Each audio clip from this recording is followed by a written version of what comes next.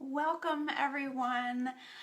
It's Monday night, Women's Health on the Go, my Monday night feed that I will be having every Monday night at 8 p.m. So welcome. I'm very excited to get this started. Today I have two things that I want to kind of talk about with you guys. First off, I want to tell you a story about a patient that I had come to me the other day that I think it was interesting, and I think there's a little bit to learn from it. And then I want to talk about vaginal dryness, which is something that women commonly have, mostly people that are in menopause. But I thought that I would talk about those two things. Again, my name is Lori, Women's Health on the Go. I offer telemedicine for women so that women who can't get a gynecologist can see somebody in the comforts of their own home. So let's see, I just want to check in and see if anybody, I'm doing this, I'm learning all this kind of fun stuff. I'm having a great time with it. But I just want to see if I can actually see. Yes, I can. I can see my own live feed here. Okay, so let's get into what we're going to talk about. So first off, I want to tell you about a story about a patient that I saw the other day. The patient came to me for her annual GYN exam, and she has been breastfeeding. Her baby's about 8 or 9 months, and she's been breastfeeding. And sometimes when people come to me, they also talk to me about their concerns that's going on, not necessarily GYN wise. And unfortunately, she was in a situation where her and her partner had been living with her in-laws for a little while, and her mother-in-law was giving her a hard time about breastfeeding, which I just thought was I'm not quite sure what it was, but she was having a really hard time with it, and because she really wanted to breastfeed her child until about a year old, and it's only been about 8 months. She only has about 4 more weeks left to be where they are right now, but she was struggling with, should I continue to breastfeed? And there was a couple things that I told her. One, there is no research out there that says that you need to stop breastfeeding at any point. Of course, there's lots of benefits to breastfeeding. There's benefits for the child, there's benefits for the mother, and there's also just that bonding experience that you have with the mother and child. So I really commended her for breastfeeding for this amount of time, and I was really trying to encourage her to do it. And one of the things that I try to, so I also, when I'm with my patients, I also, sometimes I give them advice. And with her, I actually talked to her about this book that I read a long time ago. It's called The 4 Agreements. And it's a book that talks about 4 things that we should do in life. And one of them that was really important that I said to her is that one of the agreements is that you should never take anything personally. Because really, when people say things to you that make you, not feel really comfortable, basically at the end of the day, hi Dave, that's my dad.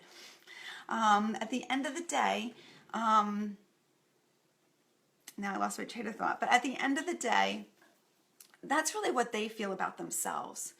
And I tried to encourage her to, when she goes home and when she's, at her in-laws for the next 4 weeks, to really, not take any of those things personally, but just to say, you know what, I'm doing the best for my child. Breastfeeding is a most wonderful thing that you can give to your child.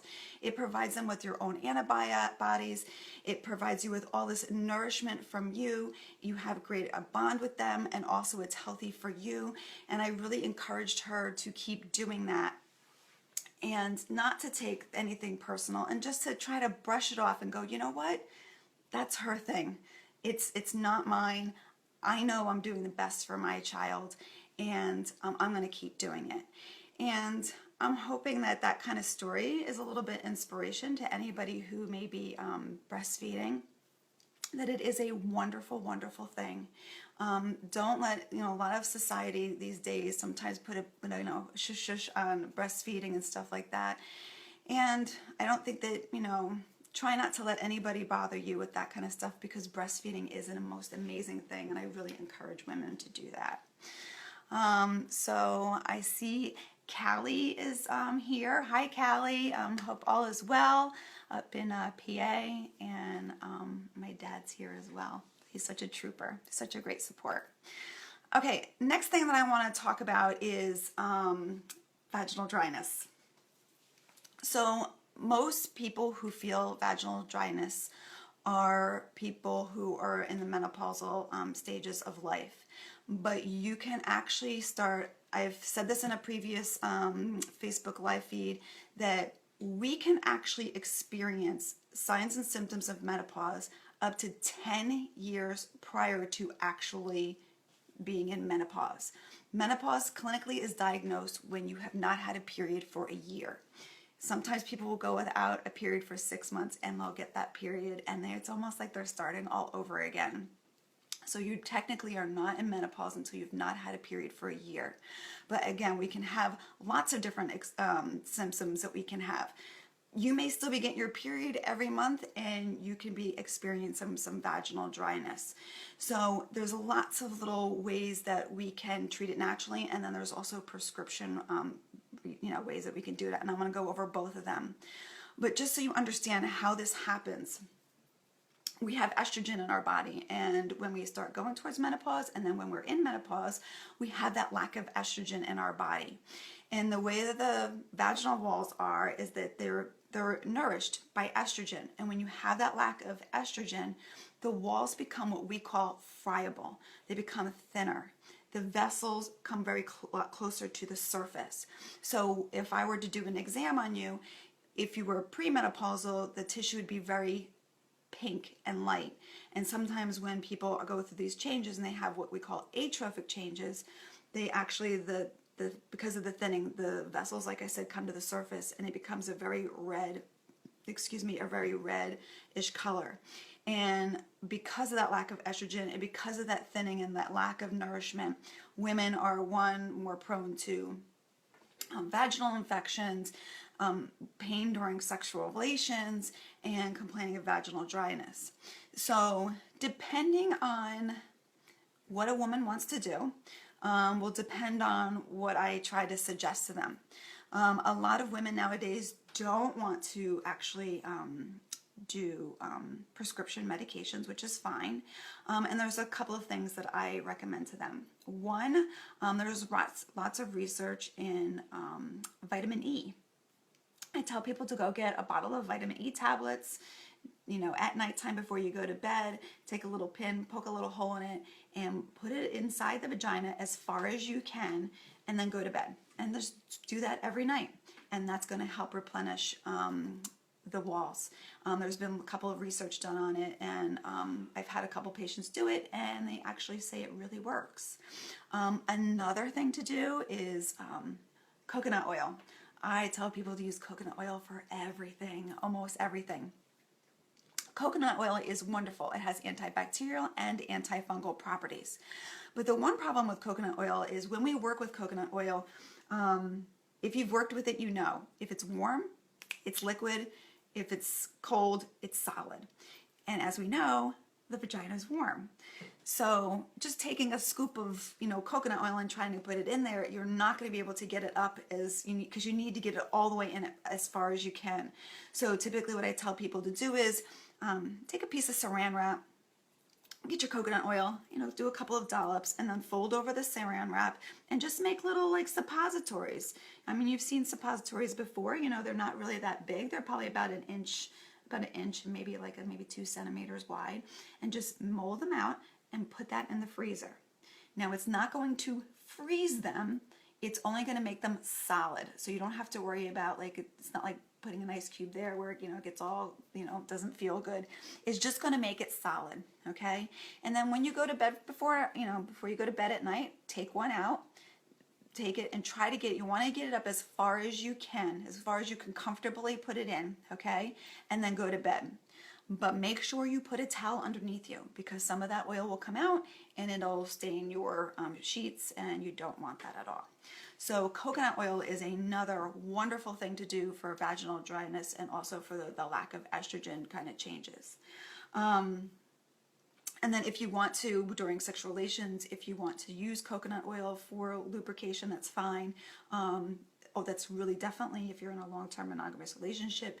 If you are not and you're using condoms, aloe vera gel is another great alternative lubricant that you can use that will help with, when you're having sexual relations. There are different herbs that you can use, make suppositories. That's really a lot longer of a conversation, but I can definitely do one of those in the future. There is making red clover suppositories. Red clover, I'm sure if you Google red clover, you will know the plant.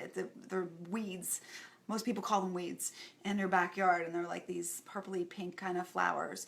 Red clover, chickweed is another one. That's another weed that most people will, if I showed you the picture, I should have probably came up with some pictures to show you, but you would definitely know. But if you make those kind of suppositories, those would be actually also helpful as well. I'm sorry.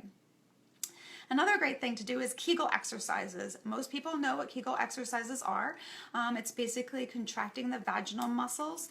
And when you're contracting the vaginal muscles, just like when you're working out, pumping up, you're bringing blood supply and everything, and it's going to create nice blood supply. You're going to also keep making sure those muscles in the vaginal wall keep nice and strong, because again, as we go through menopause, those things kind of start relaxing a little bit, and sometimes people get prolapses, which is another whole conversation. It's actually when the uterus starts relaxing and coming down a little bit further into the vaginal area. So those are like just basics, some natural remedies. And then there is always prescription root stuff, which is a local estrogen. Typically, I try to start off, there is a vaginal tablet. It comes like on an applicator, and it's a very tiny pill. It's so much easier. It's not messy or anything. Typically, when you get a prescription for any kind of local estrogen, for 2 weeks, you have to use it every night, because you kind of rebuild that estrogen in that area, and then you typically do it about twice a week. Sometimes I tell people just, if you want to do it twice a week, you can't do it more than twice a week, but if you want to go to one, or maybe sometimes people do one every 10 days, I always say, you're with your vagina every day. You know better than I do. This is the maximum amount that you can use, but those are the regimes. So typically when you get a prescription, I typically start off with the pill. Some insurances unfortunately do not cover it, so I usually tell patients, I will give you a prescription for this pill. It is a lot easier, but if you get to the pharmacy and it's not covered, then we can change over to a cream. Now, the cream, depending on how your provider prescribes it to you, the cream is a little bit of a higher dose. The tablet is about 10 micrograms, depending on how much cream you use in the applicator, basically. Sometimes if you have a higher dose of that cream, you actually need to have progesterone pills with it as well. I typically, if people are going to use the cream, I have them, of course, do it every day for 2 weeks to rebuild. And then I have them try to do a very minimal amount once or twice a week, so that they don't have to add that progesterone, because sometimes it could be a little bit of a pain now to add a pill to it. So, and the reason why we do that is because when you have unopposed estrogen, there's a risk. So when you go through menopause, you are no longer developing a lining inside of your uterus. Every month, for people who are premenopausal, you develop a lining, because whether you like it or not, your body wants to get pregnant. And when you don't get pregnant, the lining sheds and you get your period. When you're going through menopause, you are not developing that lining. But if you keep feeding it estrogen and estrogen and estrogen and estrogen, there's a likelihood that you will start developing a lining, which will, what we call is hyperplasia. It's overgrowth of the lining. And unfortunately, that overgrowth, those cells can start turning into abnormal cells and lead to endometrial cancer. So basically, if you have a higher dose, you have to have that progesterone so that action actually doesn't happen. Hopefully I was able to explain that good enough and you're able to understand that. But if you have any questions in regard to that, please either comment below, you can private message me, you can go to my website, womenshealthonthego.com, and you can send me an email from there. So if you have any questions in regard to what we talked about tonight. So that is all I have for tonight. I don't see any questions for tonight, which is fine and great. But if anybody who's watching this later, if you have any questions, please, again, comment down below. I will be happy to answer them. I do a newsletter. I would be great if you wanted to sign up. You get a great pamphlet. I give, it's a free pamphlet that I give to all my patients about how to have a healthy and happy vagina. So make sure that you go to womenshealthonthego.com/subscribe. I'll also put the link down below for you if you would like to join up. And I send a newsletter out with all different kind of handy little tips and stuff for women's health. And that's it for tonight. Remember, I will be here every Monday evening at 8 p.m. So please come back, share this with your friends, and let's spread the word. Women's health is so, so important. It is my passion in my life. I love talking about it. We matter. We as women, we matter, and our health matters, and we've got to make sure that we take care of ourselves. So make sure you come back to join me, and I hope you have a wonderful week, and take care of yourself. Again, thank you, Callie, for joining us. Thank you, Dad, for joining as well, and have a wonderful evening. Take care, everybody. Bye-bye.